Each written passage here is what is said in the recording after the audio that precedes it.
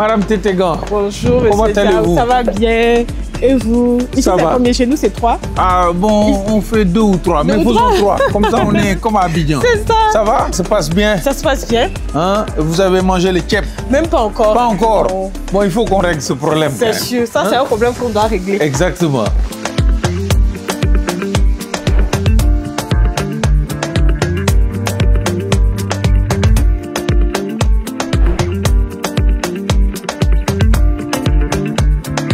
Mais comment vous trouvez Sofa? Écoutez, on est arrivé hier à 20h. Je n'ai même pas eu le temps de regarder quelque chose. Non. Et là, on repart samedi. Je compte maximiser ma journée de vendredi. Ah, il faut. Et il faut peut-être même prolonger jusqu'à dimanche quand même et profiter un peu de Dakar. Oui, Hein, il faut passer vers Sali qui est un peu notre Sali, on va parler équivalent de ça. Lassini. D'assini, hein. Voilà. C'est sûr qu'il y a 2-3 endroits que je veux voir quand même si mon Ah, il séjour faut. est court. J'ai une petite liste là. Je vais oui, quand même tout il y a cocher une bucket, dessus. là. Non, il faut faire la bucket list. C'est important. C'est ça. Ça va. Après, ce qui est différent d'Abidjan, c'est que l'aéroport, c'est très loin de la ville. Et je pense que ça va arriver aussi sur Abidjan. Ils vont déplacer Oui. l'aéroport. Je pense que ça va. Donc c'est ça qui fait.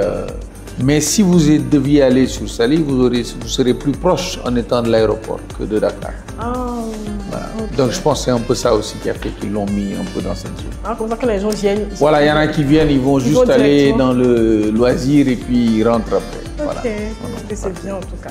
En tout cas, bienvenue à Dakar et on espère que ce n'est pas la dernière fois et je pense qu'il y a beaucoup de potentiel. Bienvenue, Monsieur Diao, dans ce one-to-one. Nous sommes ravis de pouvoir vous recevoir aujourd'hui pour cet échange. Merci à vous pour l'opportunité. On est ravis. À l'entame de notre échange, on est tenté de vous poser une question qui est vraiment sur les lèvres de tous. On sait que les SGI sont des intermédiaires de bourse. Ça, c'est l'activité classique que tout le monde connaît. Que ce soit en particulier une entreprise, en allant vers une SGI, on sait qu'on peut ouvrir un compte titre, on sait qu'on peut négocier des titres, que ce soit des actions ou des obligations sur le marché financier. Mais au-delà, quelles sont les autres attributions des SGI?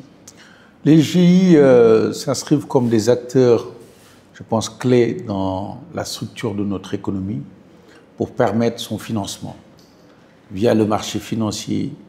Mais également, il y a un rôle beaucoup plus global et c'est dans ce cadre que nous-mêmes, Impactis, on est, qui est plus le rôle d'une banque d'affaires qui permettent certes de réaliser ces opérations de bourse à travers l'agrément SGI, mais qui permettent aussi de structurer des opérations de financement et de conseil stratégique pour les États, les grandes entreprises, donc le secteur privé et l'économie. Et à ce propos, quels sont les projets structurants que vous avez récemment accompagnés dans ce sens? Nous avons eu la bonne fortune quand même, si je prends de manière récente sur les 12 derniers mois, on a pu réaliser le premier Green Bond par APE de la région pour 70 milliards pour la BIDC. Est-ce que vous pouvez expliciter un peu Green Bond pour les personnes qui nous regardent et qui ne savent pas forcément ce que c'est qu'un Green Bond? Voilà, un Green Bond, d'où sa traduction, c'est une obligation verte qui rentre dans le cadre de la législation verte, sociale et durable. Donc ça fait amener des concepts de durabilité dans la finance, au-delà de l'aspect purement financier, que l'on voit l'ensemble des retombées qu'il peut y avoir. Et donc, depuis sa mise en place, le premier appel public à l'épargne dans la région a été fait par Impactis en juillet dernier pour la BIDC pour 70 milliards. Opération avec succès qui a été clôturée en moins de 4 jours ouvrés, je pense. On a eu également la bonne fortune de travailler avec la BOAD, notamment via la BOAD titrisation. La Banque Ouest-Africaine de Développement. Exactement. Où BOAD Titrisation était arrangeur de leur opération deuxième tranche de 160 milliards de titrisation et nous avions eu le rôle de les accompagner comme chef de file de cette opération. Est-ce que vous pouvez expliciter aussi la titrisation pour ceux qui nous regardent? En des termes simples, si vous devez expliquer à quelqu'un la titrisation, qu'est-ce que c'est? La titrisation, disons, c'est un acteur qui a des créances existantes ou futures, qui peut avoir des besoins soit d'argent ou des besoins autres de structure de bilan et qui vient retrouver sur le marché financier, proposer à des gens de rentrer en possession de ces créances et en contrepartie, eux le financent tout de suite. Donc quelque part, c'est quelque chose qui permet d'alléger les bilans de certaines entités qui ont des actifs, qui ont des créances et donc de les financer. La particularité, c'est que cette opération était une opération avec du trenching, donc c'est-à-dire avec différentes catégories d'investisseurs à laquelle elle peut s'adresser, senior, mezzanine, equity, et c'était une première dans la région, et pour 160 milliards, donc qui était le programme le plus grand d'un émetteur non souverain. Et cerise sur le gâteau, elle s'est bouclée en même pas 4 heures de temps. Nous avons eu également en février dernier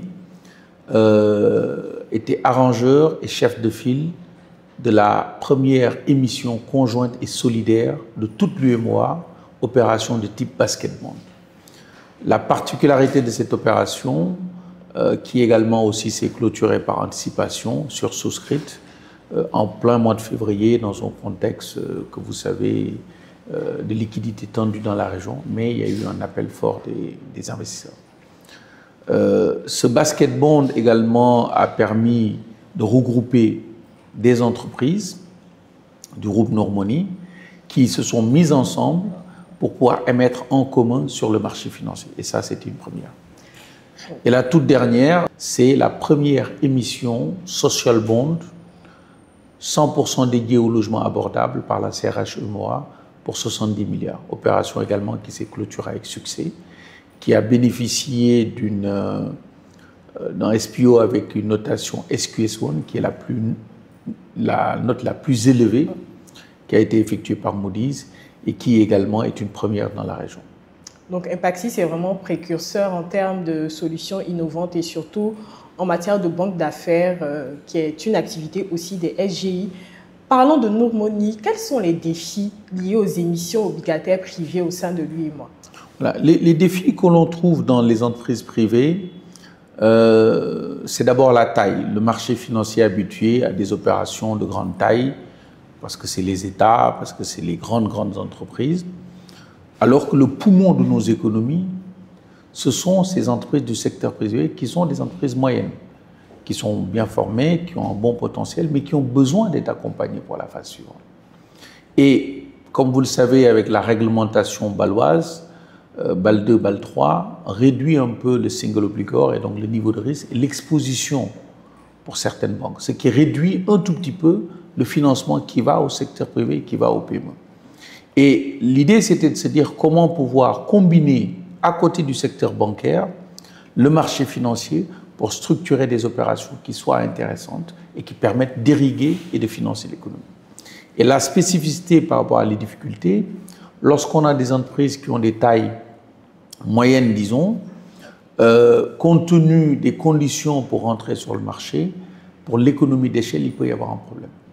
Et le fait d'avoir cette émission conjointe, donc elles se sont mutualisées pour émettre pour 20 milliards, donc qui donne une taille critique, mais également avec un schéma de structuration qui respecte leurs projets individuels, mais qui leur permet d'avoir un effet de levier de part et d'autre. Donc, parlons justement des entreprises moyennes. En Afrique, on sait dans notre zone qu'il y a plusieurs entreprises qui ont cette taille. Quelles sont les stratégies que votre SGI développe justement pour adresser ces entreprises et leur permettre de bénéficier de solutions de financement alternatives, d'autant plus qu'on sait que la banque reste quand même limitée dans sa capacité à pouvoir les financer?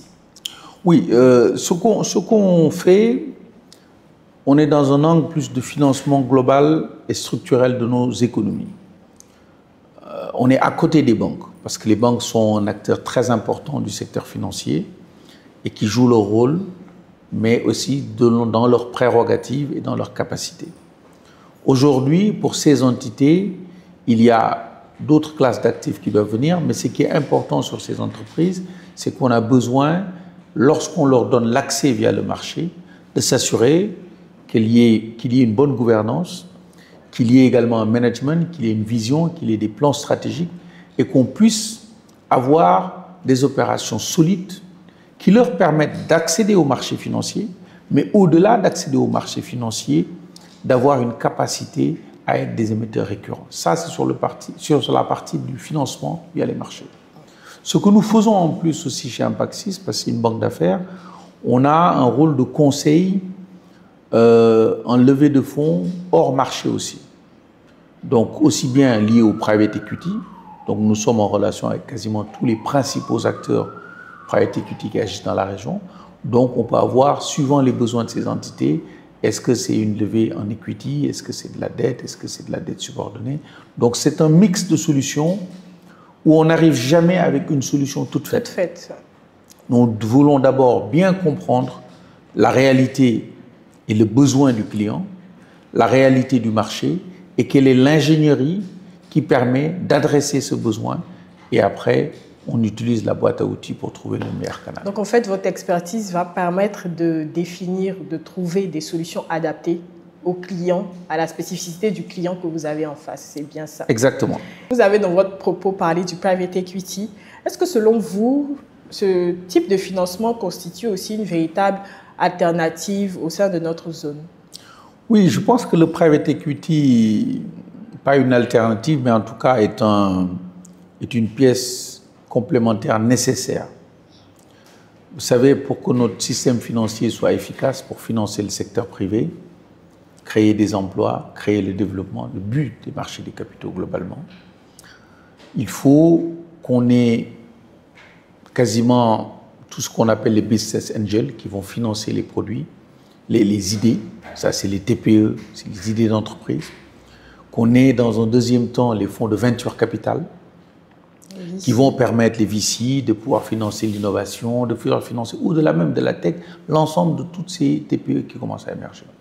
Lorsqu'on a un concept qui est fort, on a des revenus qui se font, on a tout ce qu'on appelle, tout ce qui va être le private equity dans le côté développement et fonds au-delà des fonds d'amorçage. Ce qui va permettre aussi de faire rentrer le private equity. Parce qu'à ces niveaux où l'entreprise est, son risque est tel que la banque n'est pas adaptée pour la financer. Le marché financier en tant que tel aussi non plus.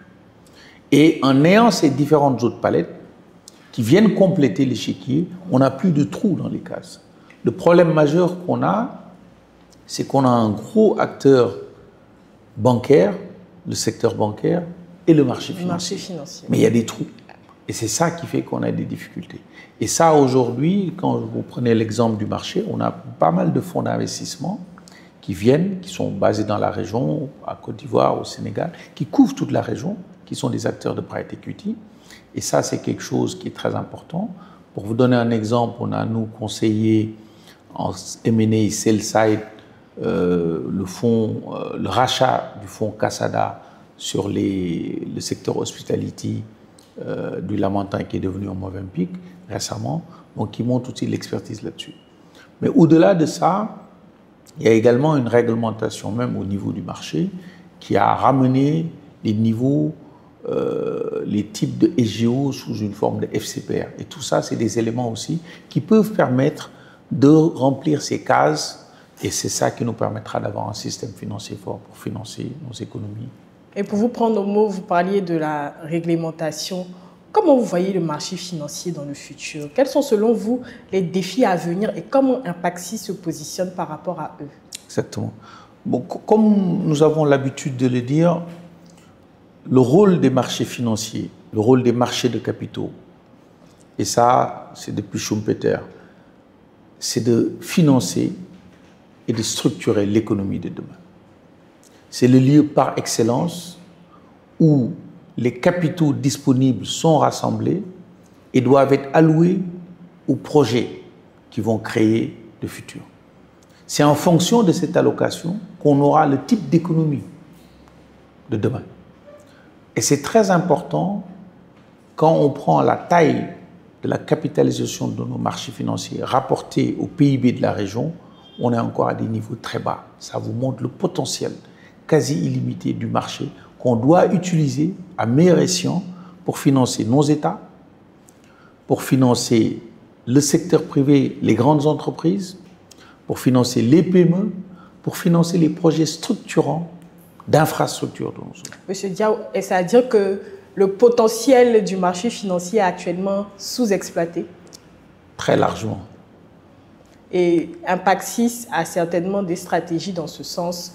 Comment, par rapport à ces défis, vous vous positionnez? Impaxi se positionne dans son ADN toujours dans l'innovation, mais pas l'innovation pour innover. L'innovation utile, c'est l'innovation qui permet de regarder des problématiques et qui apporte des solutions disruptives pour les régler. Ce qu'on appelle aussi, entre guillemets, du innovative financing.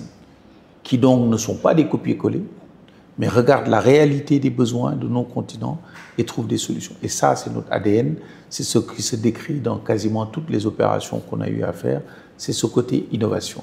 Et aujourd'hui, plus que jamais, on est dans cette dynamique en se disant, on doit regarder comment apporter des solutions nouvelles, endogènes, qui partent de nous, qui partent des capitaux que nous avons. Vous ne pouvez pas vous imaginer le niveau de fonds disponibles dans la région. Je vous donnerai un exemple. Lorsque nous avons fait l'opération de BIDC, la tranche 2, pour 120 milliards cherchés, en 36 heures, on a obtenu 136 milliards, new cash. Ouvert lundi, mardi à 12 heures. Ça vous montre la capacité dans la région. Mais ce ne sont pas des fonds qui sont dans un très très gros investisseur. C'est des fonds éparpillés. Donc, en ayant les bonnes structurations robustes, nous pourrons canaliser ces fonds et investir et financer le développement de notre région. On ne pourrait pas mieux terminer. Merci, M. Diao. Merci à vous.